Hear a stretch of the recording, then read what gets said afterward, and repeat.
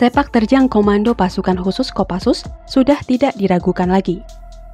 Kemampuan pasukan elit TNI Angkatan Darat ini memang sudah dikenal tidak saja di dalam negeri, melainkan hingga ke mancanegara. Tak sembarangan tentara yang bisa bergabung dengan Korps Baret Merah. Dalam penugasan, para prajurit mesti menghadapi ganasnya kondisi alam. Bahkan, anggota juga pernah mengalami kejadian di luar nalar. Seperti dikisahkan oleh satu di antara anggota Kopassus yang bertugas di Papua. Dilansir dari buku Kopassus untuk Indonesia, karangan Iwan Santoso dan E.A. Nata Negara, satu di antara prajurit Kopassus mengalami pengalaman mistis yang tak lazim. Saat itu, sang prajurit ditempatkan sebagai komandan pos di Timika. Satu di antara pos yang waktu itu sangat rawan karena keberadaan pentolan organisasi Papua Merdeka OPM, Kelik Walik dan Tadeus Yogi. Pasukan tersebut lalu diperintahkan untuk menggerebek markas OPM yang berjarak 6 hari jalan kaki dari pos Timika. Tim berangkat ke lokasi pada bulan Oktober yang juga bertepatan dengan musim penghujan. Saat hari kelima, mereka bertemu sungai dengan arus yang sangat deras. Mereka pun memutuskan untuk menyeberang dengan menggunakan tali.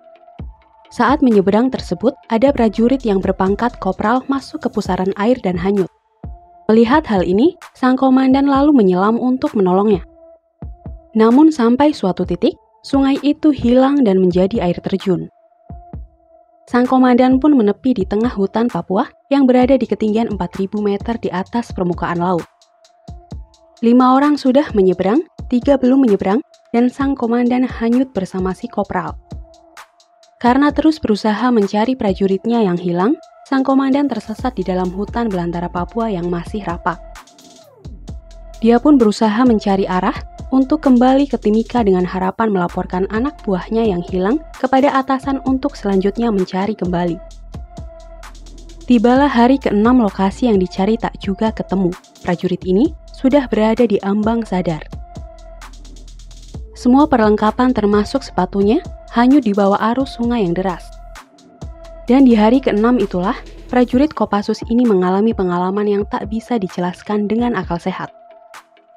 Ia mengaku melihat alam lain, antara sadar dan tidak prajurit tersebut merasa masih terus berjalan. Di hari ke-11, ia berhasil menyeberangi sungai yang lebarnya 200 meter sebelum akhirnya tiba di Timika. Selama 18 hari tersesat di dalam hutan, akhirnya prajurit tersebut ditemukan oleh warga dalam kondisi selamat. Saat itu, kondisi tubuhnya hanya tinggal tulang berbalut kulit, mata yang terus berputar liar, dan telapak kaki yang bengkak akibat tertancap potongan kayu.